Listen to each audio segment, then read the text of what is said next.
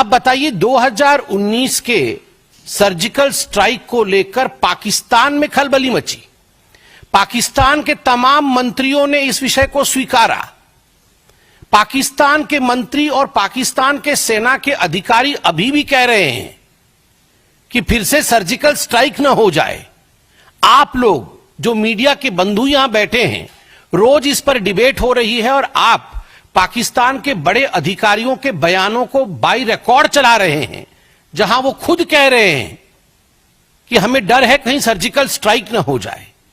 कोई कहीं गुहार करने भाग रहा है, कोई कहीं और गुहार करने भाग रहा है। और वैसे में कांग्रेस पार्टी का यह प्रेस कॉन्फ्रेंस कि पुलवामा के समय सर्जिकल स्ट्राइक नहीं हुआ, क्या यह भारत की सेना और वायुसेना के मनोबल को नहीं गिराता है? क्या कहीं ना कहीं ये देशवासियों के मनोबल को नहीं गिराता है? मैं ये प्रश्न करना चाहता हूं कि कांग्रेस कोई भी ऐसा अवसर, कोई भी ऐसी कसर क्यों नहीं बाकी छोड़ती जिसमें पाकिस्तान की सेना और पाकिस्तान के सरकार को, पाकिस्तान के आतंकवादियों को ऑक्सीजन सप्लाई जहां होता हो। हर समय पाकिस्तान के आतंकवादियों को और पाकिस्तान की सेना को ऑक्सीजन सप्लाई करने का काम ये कांग्रेस पार्टी करती है। उनका मनोबल बढ़ाने का काम ये कांग्रेस पार्टी करती है। ये कांग्रेस का एक तरीका रहा है कि ये लिख के कुछ, मुझे तो कहने में किसी प्रकार का गुरेज नहीं है। ये बाहर से सीडब्ल्यूसी और अंदर से पीडब्ल्यूसी है। ये बाहर से सीडब्ल्यूसी है और अंदर से पीडब्ल्यूसी है। बाहर से कांग्रेस वर्किंग कमेटी है,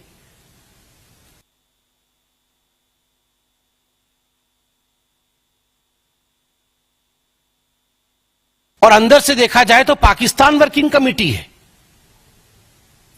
ऐसे तो नहीं हो सकता है ना कि हर दिन एक नेता बाहर निकल के आए और एक प्रेस कॉन्फ्रेंस करे, इंडिया को कोसे, प्रधानमंत्री मोदी जी के खिलाफ बोले और पाकिस्तान के समर्थन में बोल दे। It is more than a coincidence.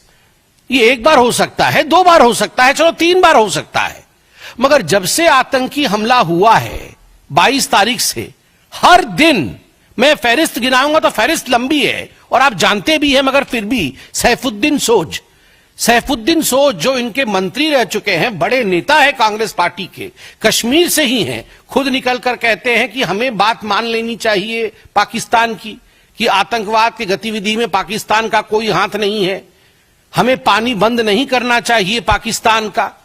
Saifuddin सोज का यह बयान है।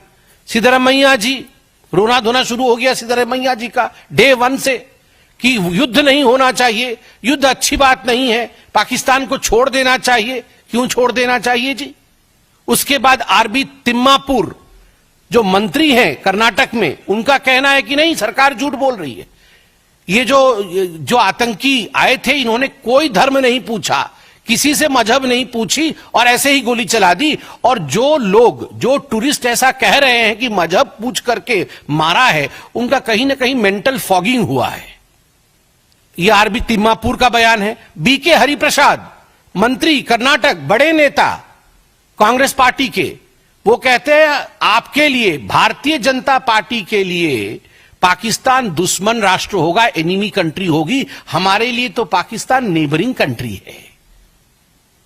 मुझे तो आदरणीय हेमंत बिस्वा शर्मा जी की बात याद आ गई। अभी कुछ दिन पहले मैं देख रहा था, हेमंत बिस्वा शर्मा जी ने अपने एक इंटरव्यू में कहा कि एक बहुत बड़ा नेता है कांग्रेस पार्टी का, जो अटारी बॉर्डर से क्रॉस करके 15 दिन तक पाकिस्तान में रहे, बिना किसी को बता करके चले गए पाकिस्तान, और 15 दिन तक पाकिस्तान में रहे। मैंने हेमंत जी का वो इंटरव्यू सुना कि कहीं फ्लाइट से जाना पड़े, एयरपोर्ट से जाना पड़े तो पकड़ में आ जाएंगे, इसलिए चोरी चोरी चुपके अटारी बॉर्डर क्रॉस करके कांग्रेस का एक कद्दावर नेता 15 दिन तक इस्लामाबाद में रहता है। और माननीय हेमंत जी ने जो कहा कि उनके बच्चे भी भारत के नागरिक नहीं हैं, यह तो बड़ा ही गंभीर विषय है। तो ये क्या मामला है? तो बीके हरिप्रसाद कहते हैं हमारे लिए तो बड़ा प्यारा नेबरिंग कंट्री है, ये पाकिस्तान जो है एनिमी कंट्री होगी बीजेपी की। हां, आपके सांसद 15 दिन रहते हैं, आपके बच्चे यहां के सिटीजन ही नहीं है, तो आपके लिए तो नेबरिंग कंट्री होगा ही वो बड़ा प्यारा। रॉबर्ट वाड्रा जी तो सबसे पहले आतंकी हमला होते ही रॉबर्ट वाड्रा निकल आए थे हिंदुत्व को कोसने के लिए, और ये हिंदुओं के लिए ही हुआ, क्योंकि मुसलमान को परेशान करता है हिंदुत्व की ताकत, इसलिए ये रिटेलिएशन हुआ। विजय वडेट्टीवार जो कांग्रेस के एमएलए हैं, उन्होंने कहा टेररिस्ट ने कोई धर्म नहीं पूछा, टेररिस्टों के पास इतना समय भी नहीं है धर्म इत्यादि पूछने का। तो ये गलत बात है। सोचिए, टेररिस्ट के पास समय है नहीं है, क्या किया क्या नहीं किया। ये बेचारे जो पर्यटक मारे गए उनसे अधिक ये विजय जी जानते थे कांग्रेस के। मणिशंकर अय्यर ने कहा the Pahalgam attack is a manifestation of the unresolved questions of partition. Partition के समय जो अनरिजॉल्व्ड क्वेश्चंस थे उसका ये मैनिफेस्टेशन है, जस्टिफाई कर दिया। और एक मैं बहुत विशेष टिप्पणी कांग्रेस पार्टी के मंत्री हैं हिमाचल प्रदेश में, नाम है चौधरी चंद्र कुमार, ये कृषि एवं पशुपालन मंत्री है। उनके बयान को मैं पढ़ रहा हूं।